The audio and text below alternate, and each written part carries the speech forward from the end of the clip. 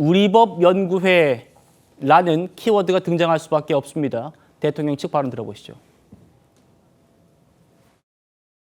중앙지방법원에서 통신영장조차 기각을 당하자 서부지법으로 영장 쇼핑을 나선 것입니다. 공수처가 공수처법에 규정된 관할 중앙지법을 피해 굳이 서부지법으로 간 이유는 명백하다 할 것입니다. 법원장부터 영장 전담 판사까지 우리법 연구회 출신이 장악한 서부지법에서만 영장을 받을 수 있음을 알았기 때문입니다. 알려진 대로 공수처장 역시 우리법 연구회 출신입니다. 결국 공수처가 압수수색영장, 체포영장, 구속영장에 이르기까지 그토록 서부지법을 고집한 이유는 바로 우리법 연구회였습니다. 저희가 며칠 전에 한번 정리해드린 적이 있습니다. 이번 대통령 체포, 탄핵 국면에서 정말 주요한 대통령에 대한 공격수 그리고 심판이 공교롭게도 우리법연구회와 인권법연구회 출신들이 많더라는 겁니다. 지금 다루고 있는 오동훈 공수처장, 우리법연구회 출신입니다. 그리고 오동훈 공수처장에게 공수처에게 대통령 체포영장 발부한 이순영 서울 서부지법 부장판사. 그렇고요. 대통령 탄핵 심판을 맡고 있는 문영배 대행 우리법연구회 회장 출신이죠. 이미선 재판관 인권법연구회, 정계선 재판관 우리법연구회 출신입니다. 여기 이제 지금 마은혁 후보자까지 우리법연구회 출신이고요. 탄핵 소추단 공격수의 박범계 의원, 최기상 의원 모두 우리법 인권법 출신입니다. 차 교수님께 먼저 여쭤보죠. 네. 지금 이러다 보니까 자 여기를 먼저 좀 보아주시죠.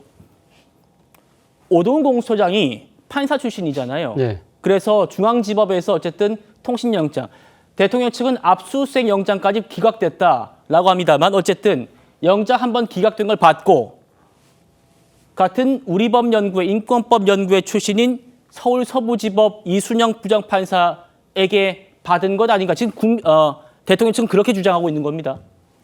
글쎄요. 저는 뭐 어떻게 보면 이런 식의 분석 자체가 상당히 결과론적 이야기가 아닐까라는 생각이 듭니다. 왜 제가 그런 말씀을 드리냐 하면 사실 오동훈 공수처장을 임명한 사람이 누구죠? 문재인 정권 내 문재인 대통령이 아니잖아요.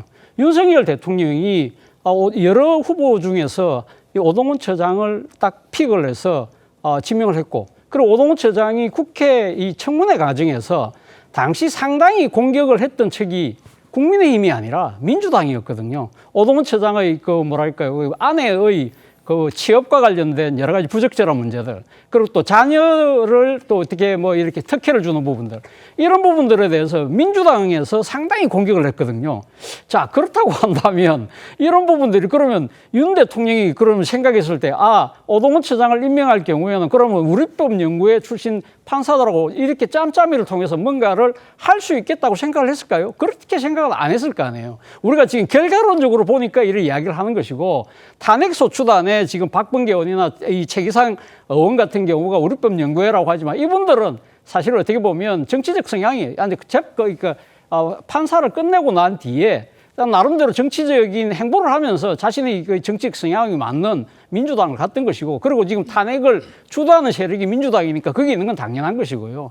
그리고 지금 탄핵을 지금 심판을 주도하고 있는 헌법재판소 같은 경우는 사실 이 정당의 추천의 몫이 있기 때문에 각 정당의 입장에서는 이 자신들의 지향점하고 나름대로 일치되는 판사들을 추천하는 것이 그동안 관례였고, 그리고 그 똑같이 국민의힘도 사실 그동안 이 자신들의 이 정치적 코드가 맞는 이 판사들을 임명을 해왔고, 제가 한번 그 이야기를 했습니다만 과거 이 통합진보당 당시 그 정당 해산 심판 때 그때 8대1이 나왔습니다. 그때 당시에 진보 언론들이 뭐라고 했냐면 이 여권하고 당시 여권이 그때 새누리당이었죠. 네. 새누리당하고 코드가 맞는 재판관들이 다 있기 때문에 이런 식으로 상당히 편파적인 판정이 나왔다는 식의 볼멘소를 했거든요. 그렇기 때문에 사실 이 헌법재판소의 정치적 편향성 논란은 어제 오늘의 이야기가 아니라는 것이죠. 그런데 유독 이번에 이렇게 심한 이유는 뭔지도 따져봐야 될 것 같습니다. 자, 윤기찬 위원장님 보시죠. 서부지법, 서울 서부지법의 논란 뭐가 또 있었냐면 지금 여기 보이시죠? 정계선 재판관, 서부지방법원장이었습니다. 그리고 마은혁 헌법재판관 후보자, 서부지법 부장판사 출신입니다. 서부지법에서 유일하게 한 법원에서 동시에 재판관 2명을 배출한 굉장히 이례적인 케이스였고 민주당의 추천이었죠.